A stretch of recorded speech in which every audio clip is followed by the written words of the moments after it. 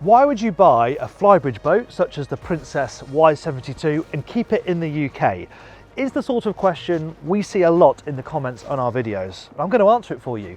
It's because of days like this. Sure, it's still only about 3 degrees and there was frost on the deck this morning, but when the sun shows its face, we Brits want to make the most of it. And if you're in the market for a big Flybridge boat, well, the Y72 is a classic of the genre. They have built 70 of these and there are another 10 in build. And in this video, I'm going to try and figure out why it's proved so popular and how it compares to its rivals like the Pearl 72, the Azimuth 72 Fly and the Foredeck 720 with an in-depth tour and sea trial. Spring sunshine, you can't beat it. I'm Jack Haines, welcome to YachtBuyer.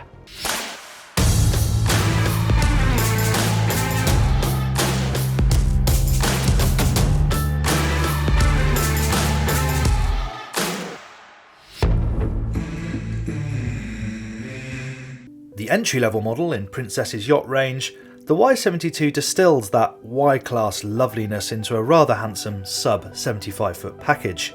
The styling is equal parts Princess, Olazinski and Pininfarina, a well-proven trio that's produced a yacht that whispers rather than shouts, and is destined to age gracefully. There is a base engine option of twin 1400 horsepower MAN V12s, but for 75 grand it's well worth the upgrade to the twin 1650s. Both for the performance they provide and with an eye on resale and what second-hand buyers will be looking for. Talking of performance, let's see what the Y72 can do.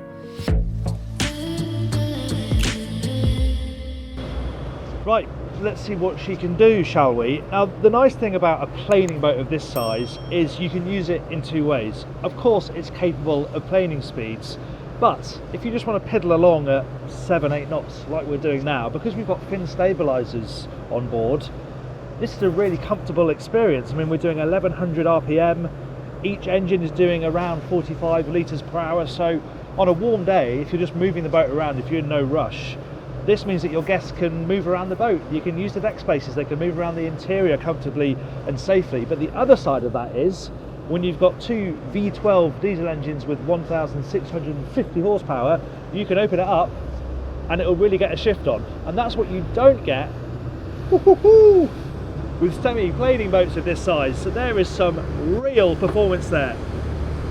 It gets up and goes 25 knots, just like that. And I've got the breeze in my face.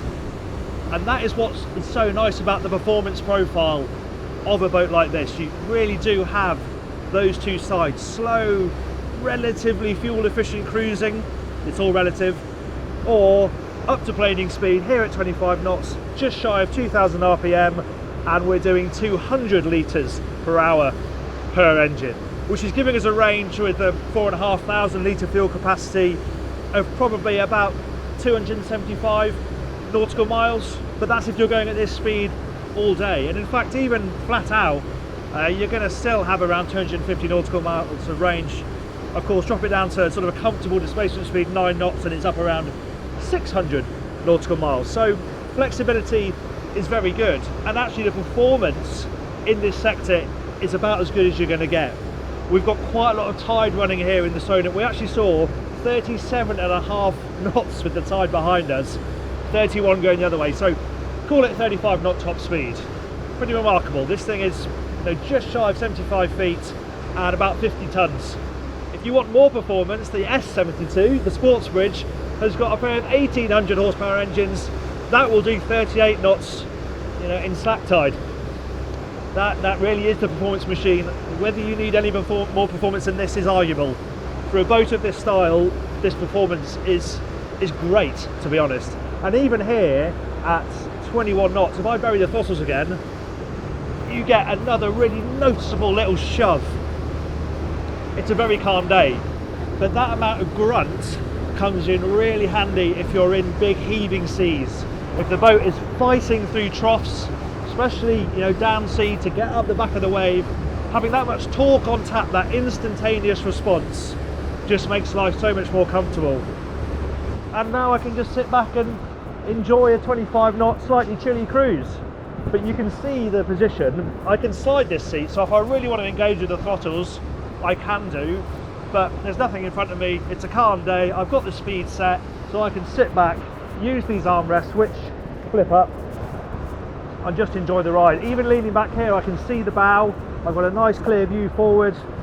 2 Raymarine MFDs. The second one is a cost option, but you get the bonding system as standard. That's the central screen with all the digital information. That's great. I've got all my engine data right in front of me, and then as I've got it set up, flanked by radar on one side, not that we really need it today, and the chart on the other side. And the switches all fall to hand really easy as well. When I'm leaning back like this, which is obviously very relaxed, the throttles are a bit of a stretch, but really, I'm over complaining there. It's a very, very nice, slick helm arrangement. Could do with a little bit of cupboard storage. We've got cup holders, a phone charger, but there's nothing with a lid on it to put things like the covers for the screens on. Would like to see that. But the other nice thing is because these armrests lift up and down, you can move between the 2 seats really comfortably. You can't actually get out between the seats. So if I need to let the navigator out, I need to get out my chair. But it's nice that I'm in the middle of the boat. You could have the helm there, which solves that problem, but for me as the skipper, I'm central, got a really good all-round view. I just really feel like I'm in control. Easy to say on a calm day, but yeah, everything feels pretty good. What about the handling? Well, much like the performance, it's a pleasant surprise. It's so slick. It responds so nicely to inputs to the wheel, and actually the fin stabilizers are active at the moment, so they're just taking the edge off any heel, which means it remains really nice and flat, and that means the turns are nice and quick. If you want to turn back on yourself, or more realistically avoid an object, you know, you turn quickly, there's a pot in the water, something like that, and the boat responds really nicely. You know, Princess's entire range are generally really nice to handle, but to me it's all the more impressive up here where it doesn't necessarily need to handle really well. People will put up with it not because of the type of boat it is, but they make sure it does anyway. Much like the driving position, it's intimate, close to you. It's not a sports boat, it's not designed to be, but everything is still nice and close and you feel really well connected to it. At this point I'm actually struggling to feel my face, so let's go downstairs and use that lower helm, shall we?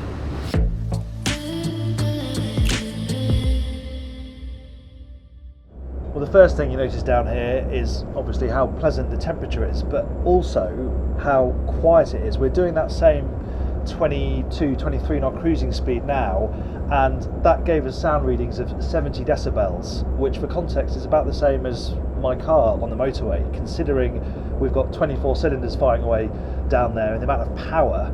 That really is impressive, and we'll see later on when we go to the engine room how they've managed to make it so quiet. But what that means is if you are having to cover ground down here and you're not enjoying life on the Flybridge, it's not so tiring.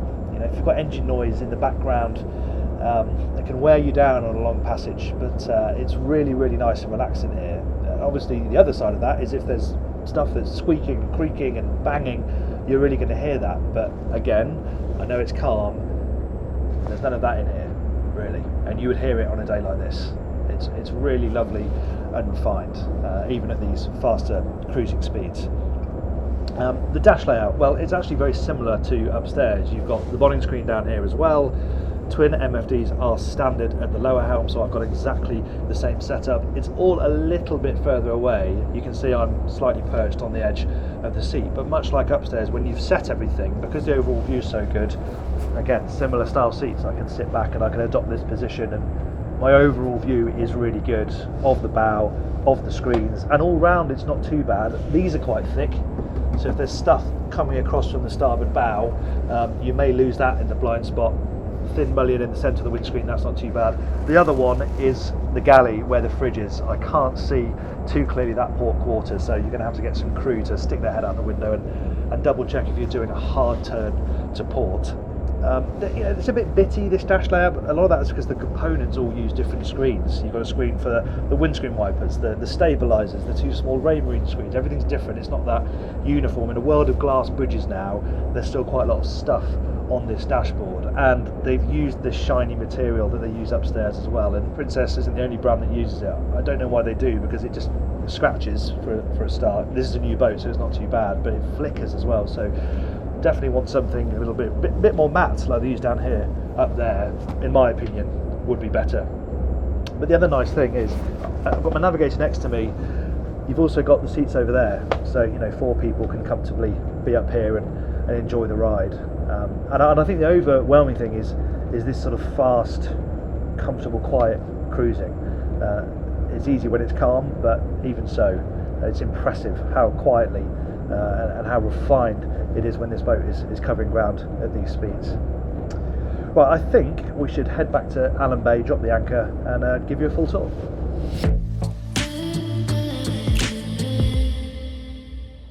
Welcome to beautiful Allen Bay, and on a day like this you want to be down by the waterline. So let's start here. Okay, that water's probably still very chilly, but it's nice to be down by the water in the sunshine. Now this boat hasn't got a tender garage, it's not an option either. The Pearl 72 has got a tender garage big enough for both a tender and a jet ski, and if you want to compare those two boats side by side and its other rivals, you can do that on yachtbuyer.com. So head over there if you want to have a real close look at them side by side. So no tender garage, but we have got hydraulic bathing platform. This has got a weight capacity of 550 kilograms.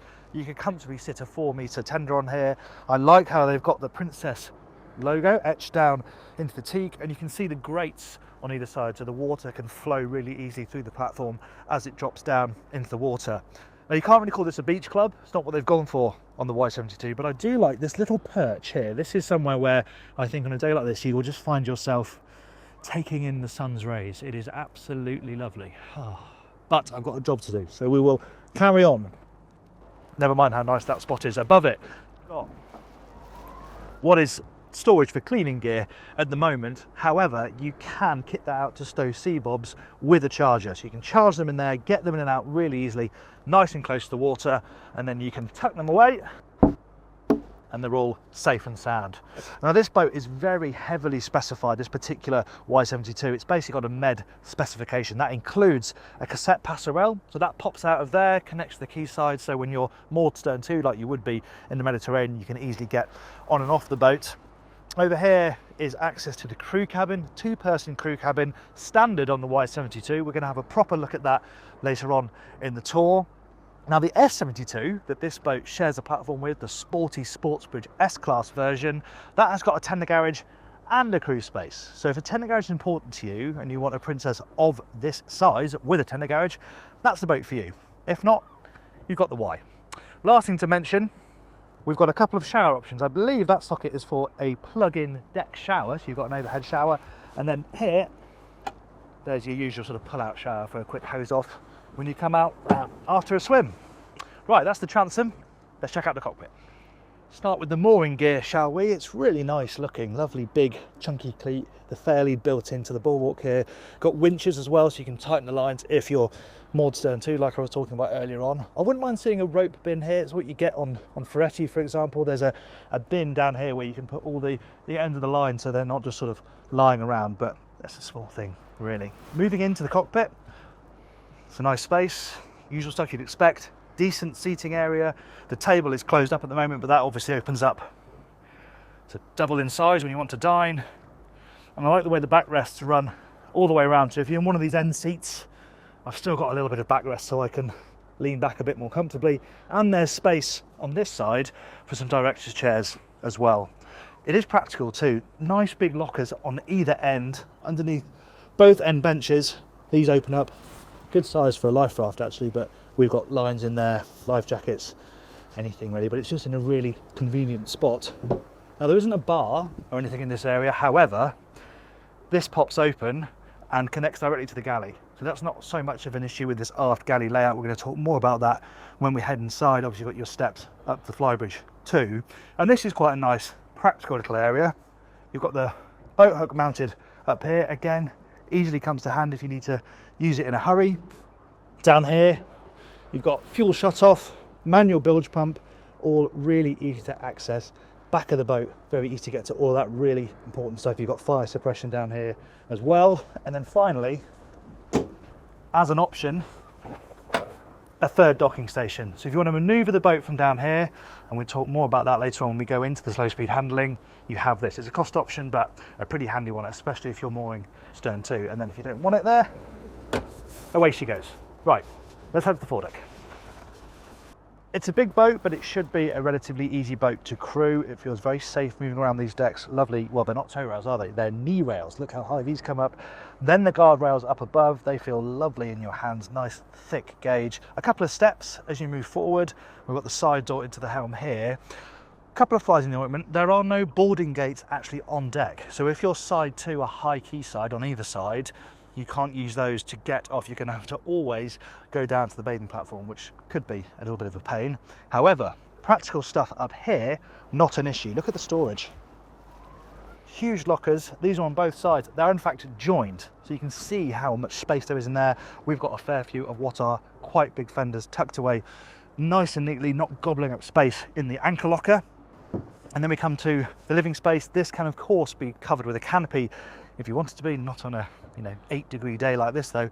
Of course, not really a dining space, as you can tell by the size of the table, but a lovely place to come and perch. Even when the boat's moving along at displacement speed, this would be a nice place to be. And this is quite flexible because you have the sort of usual pop-up backrest here facing that way, so you've got those on both sides. But a nice additional little feature is that you have pop-up sections this way as well. So you can also do that on both sides too, creating a bench facing into the boat, which is quite nice.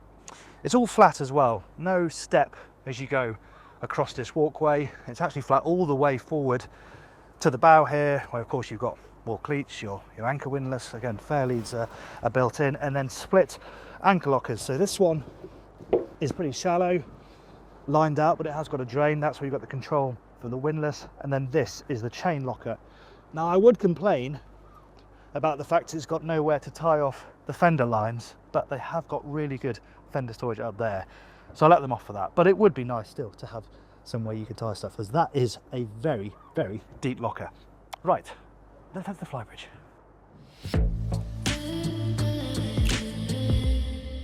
Here's a typically smart piece of Princess design. This just looks like a railing, but is in fact the mechanism for this hatch. So this pulls down, means you can pull it away from the side there to close it, and then it also, as well as being a handle, is the lock. So that locks up and it lines up with this bar. I like that sort of thing.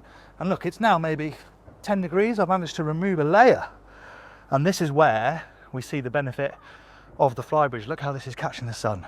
It's lovely back here. Now there is an option to keep the tender up here. I don't know why you do that, because it works so well launching it off the hydraulic platform, but it's an option you can have if you want it. I'd rather have these lovely big sun pads that we can see here. Incidentally, as an option, you can have a sunshade that pops out to give you a bit of shade in this area. Moving amidships, we come to the bar and the dining space.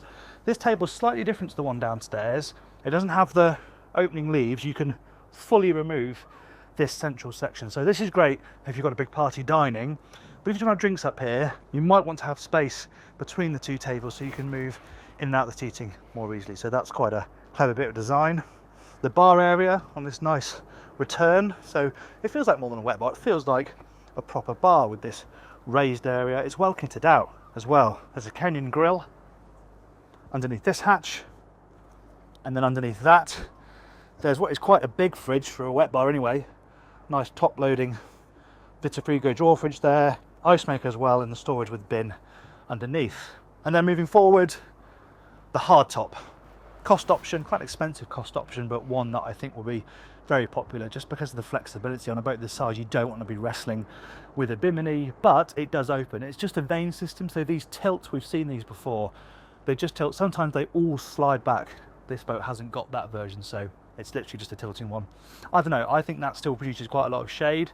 Personally, I like a canvas roof because it feels so open when it's actually open, but this is probably less noisy than those when you're going along. Right forward, we've talked about the helm station, but this is a great space because it sort of works for a variety of reasons. You can obviously sit and lean back and talk to the people who are sitting over there. You can be in contact with the person at the bar, or if the boat's moving along, you've got a couple of seats, one here where you can stretch out and you can sit facing forward and you're still in touch with people at the helm. You can even see the screens and see what's going on. It's a really nice position. Yeah, I mean, it's a really well-designed Flybridge. So the exterior is pretty good. So you're gonna have a look what it's like inside.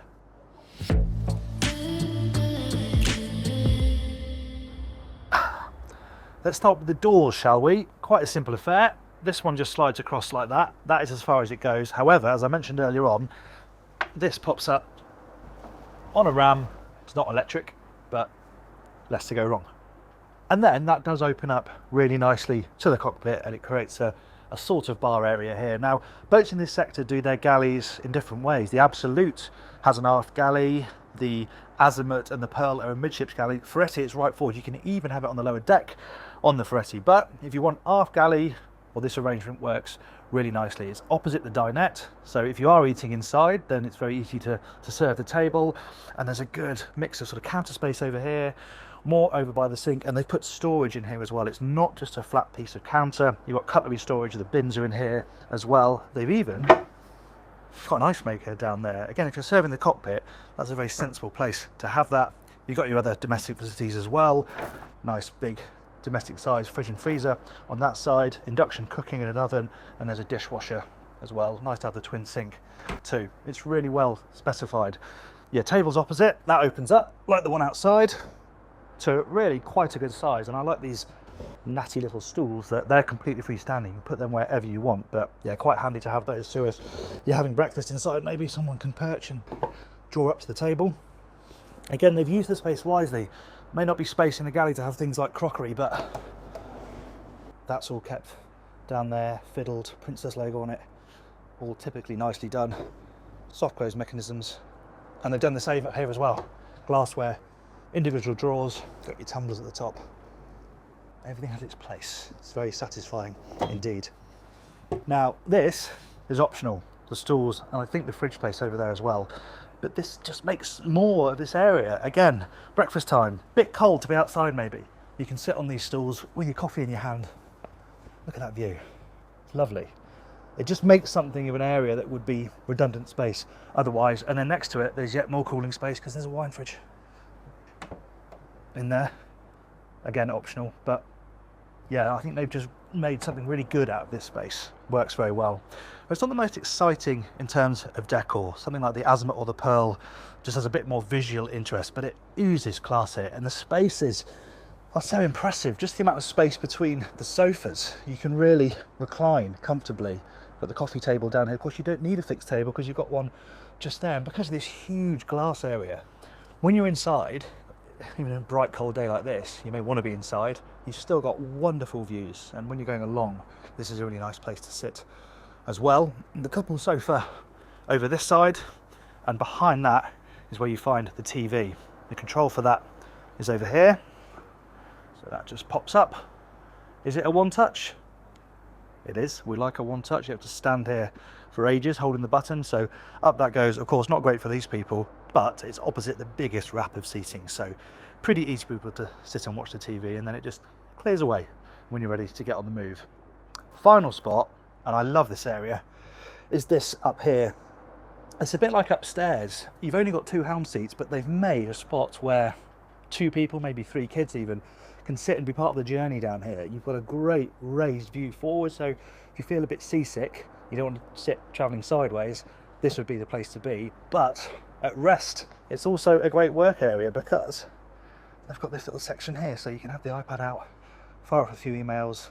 Even when you're moving along, you're part of the action. But I love this. Maybe not even a work use. Pop your coffee on there, a beer. It's just, again, makes a little bit more out of the space. Final thing to point out, there is a side door, but you've also got the electric window. There's a control for that over on that side.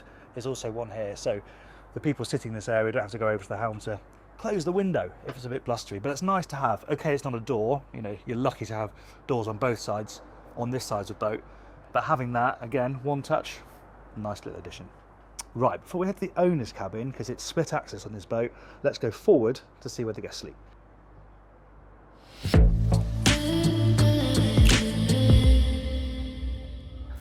On the lower deck, there are 4 guest cabins in total, and as I said, access is split. This companionway down to the 3 guest cabins, and then a separate staircase amidships to the owner's cabin. Centrally here is also where you find the washer dryer. It's a stack system, so they're one on top of each other, but they are amongst the guest cabins, so easy for guests to get to when they want to do their laundry. We're going to start on this starboard side twin, which drops down nicely because there is the intrusion above from the helm, but at 6 foot tall, I can still stand in here really comfortably. And what is nice about all these spaces is access to systems. So we're behind the helm here. You just got this drop down panel on a hinge. You have to take this down. You can inspect things, work if you need to, and then up it goes. And it's all neatly hidden away. Now both of these twins have got berths that slide, so this will slide across to create a double, just gives you that bit more flexibility. They've also got individual TVs and nice big wardrobes as well. Let's go and have a look at the port side one. It's slightly bigger, it hasn't got the intrusion, or such a big intrusion. And again, you drop down between the berths. As I said, these will slide. There's a button up here, so these will come together. That one joins that one, and you've got a double berth very quickly, leaving you still with some bedside table on that side, which is quite nice. Both have hull windows too, obviously, and portholes, so you can get some natural ventilation if you want. The difference with this cabin is that this is ensuite to the dayhead. So private access, which you obviously don't have with the cabin opposite, and yeah, it's slightly narrow, but you've got everything you need. Obviously the toilet's behind me. Quite a big separate shower cubicle that goes a long way forward with its own window as well, so you've got a nice view while you're showering, and of course sink and storage, even a nice hot heated towel rail. Right forward is the VIP cabin. Floor space in here is very good. Nice, you just have room at the end of the bed to get changed. A couple of people could be moving around in this space and it wouldn't feel too cramped. You can see head height still very good. You've got no skylight overhead, but there is an escape hatch up onto the foredeck, but a decent slice of hull window on both sides, again with opening ports, so you can get some fresh air flowing through here. A bigger TV in here, so the VIPs get a larger cinematic experience, and storage is excellent. Nice big wardrobe on this side, and this cabin has a totally private bathroom, only for their use, no other access. Toilets behind the door in this instance, but again, decent separate shower cubicle. The sink over here, this is a typical Princess thing, how it sort of emerges out of the top. I think that looks very nice. It's all very nicely put together. Right, so we're going to have a look at where the owner sleeps. I think at this size, separate access to the auditorium works really well, because this staircase isn't gobbling up space where you feel like you're eating into the interior. It just gives you this really nice grand entrance into your owner's cabin with a bit of storage on the way down and a window. This lobby area too, it just works really nicely, and also affects the way you can use the boat's accommodation. So if you're an owner hosting loads of guests, they can all be forward, or if you're on as the owner with their family, you can all live forward and give your guests this amazing space. But if I was the owner, this is where I'd want to be. It is lovely in here. Full beam, obviously we're in midships here, of course. Huge patch of hull window on both sides. Loads of natural light in, and the views out from bed are spectacular. This is the kind of place where you're going to wake up in a bed like this, in a cabin like this. There's a sofa over on that side. You've got the nice bureau here, really nice bureau actually. All this storage aligned up here. You want anything too tall or heavy up there, but it's a nice feature, and this lifts up as well, so you've got somewhere to do your makeup and store jewellery, and there's more storage underneath. There's storage underneath the bed too. Big bed, and walk all the way around it really comfortably. It's totally flat floors in here, and obviously individual bedside tables with switching for the lights and the blinds, so everything can be done from bed. There's also another huge TV on the bulkhead over there, and I think the decor, subtle as it is on this boat, comes to life down here. I love this detail, the way this sort of canvas gives way to the wood, and you've got the uplighting, so it's sort of shooting up these veins. Looks lovely. The walnut, the matte walnut, is a £15,000 option, so it's not cheap, but I think it's pretty popular because it's warm, but it's not dated like a gloss would be. The other thing about this cabin is it's got a lovely bathroom, but before we get there, there's some storage to investigate. Drawers underneath this section here, nice mirror so you can check you're looking sharp before you step out for dinner, and then a really big wardrobe. This is half height, but again, you've got good hanging space in there. All auto illuminates as well, which is always nice. And check out this bathroom. Not quite full beam, but not far off. Big enough to have two of those lovely sinks that I was getting so misty-eyed about in the VIP cabin. Heated towel rail again, some hooks up here as well for your robes, and enough space because you've got an extra wide counter for loads of storage underneath, and most importantly, a really big shower cubicle with a rain shower head plus the one, and a lovely view as well. It's a great space. Right, shall we head for the cruise space? As I said earlier on, access to the cruise space is through this hatch in the transom. Now for a boat of this size, this is about as good as it gets for crew space. It's certainly not a place for crew to live, it's a place to sleep. You've got a pair of bunks, you've got some storage in drawers, there's a hanging locker behind me and some more at eye level, but there's no mess, there's no TV, there's no cooking facilities. It's an ad hoc crew area. You know, this boat is on the cusp of being crew run, maybe more likely that an owner would have possibly a deckhand and run the boats themselves. So yeah, it's not really for permanent long-term crew, but for its use, for its size, it's really not too bad. And this is the benefit over the S72, which has got the tender garage, but a much smaller crew cabin that runs this way. At least you have a bit more space to move around down here, and it is full width. There's a little bit of natural light as well. Obviously, we've got the door open at the moment, but when that's closed, you've got a window and you've got a porthole. It has got a nice separate bathroom, and what's quite clever is the door into the bathroom also becomes the toilet door. Clever use of space when you're a little bit restricted. It's got a separate shower cubicle as well, and most importantly, through a watertight door, direct access into the lazarette and then into the engine room.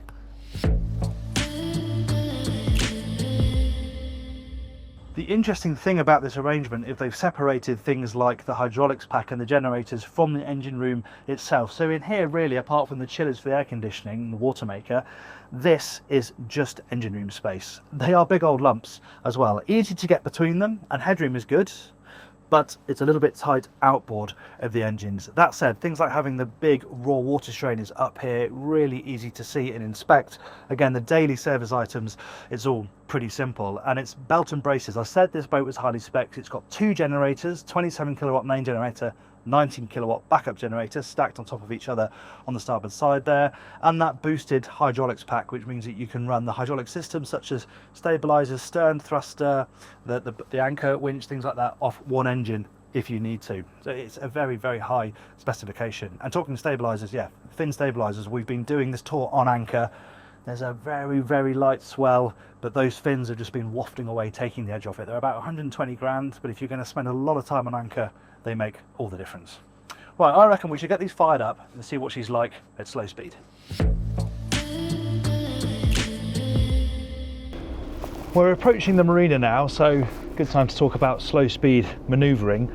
This has got twin throttles. There isn't a joystick fitted to this boat, potentially an option. Though I have to say, you've such good control with these throttles and proportional bound stern thrusters that I really don't think a joystick is something you need on a boat like this. You've got loads of positivity, you know, 2 big props, shaft drives as I said, big rudders, so even just snicking it in and out of gear like this, it all feels very controllable. Everything's nice and slow. Often these big meaty motors, you pop it into dead slow ahead and you feel like you're travelling too fast, but you know, I'm just in gear now and it goes along at a nice easy pace. And of course you've got the thrusters as well, and this position, well, obviously sitting view forward is great, but I feel like for a lot of manoeuvring you're going to want to be up here, certainly in a marina environment like you have in the UK. We're going to get onto stern to mooring in a second, but standing up here I've got a great all-round view. I can see down through the hatch to the cockpit. I can talk to my crew really easy, certainly if they're forward of me, and of course we've got cameras as well, so we can have the cameras up. But I feel very in control up here, and this is another reason why being in the middle is quite nice. I'm not too far to one side, so if I need to dash over there to look at the starboard side, then I can do that really easily. But now I think let's go downstairs and I can talk you through the controls in the third station down in the cockpit. Yeah, you get a good feel for how effective this station can be when you're coming in stern to like this. Obviously you could do it from the Flybridge, but here I'm right down, looking at where I need to go. I've got full control, got full set of throttles, got the thrusters, and not only can you see where you're going really easily if you're backing in stern to, but you can communicate with your crew who are likely to be working in this area, whether it's hanging the fenders out or running the lines. You're much closer to them. Up there on the Flybridge you are slightly detached. Down here you're very much part of the action. Of course you can't really see the bow so easily. You can glance down the side and have a look.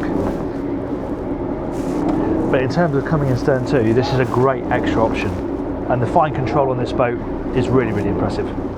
The reason the Y72 has been so popular comes down to one quite simple factor. It's very good at a lot of things. The exterior spaces are really well judged, the interior is spacious and classy, it's big, but feels easy enough to handle, and out on the water it performs better than pretty much anything else in the sector. If you want a tender garage, or your galley a little bit further away from the cockpit, or an interior that's got a little bit more obvious flair, there are better options out there. But as an all-round package, the Y72 is a triumph. Let me know what you think of the boat in the comments, and also which 70-foot Flybridge you'd go for if you were buying one. Thank you very much for watching that review. I hope you enjoyed it. Please give it a like if you did. And if you'd like to watch my sea trial of one of its rivals, the Pearl 72, I'll put that up there. And equally, our sea trial of the S72, with which this shares a platform, I'll put that down there. If you'd like to subscribe, you can do that by clicking up here. Thanks again for watching. I'm Jack Haines. This is YachtBuyer.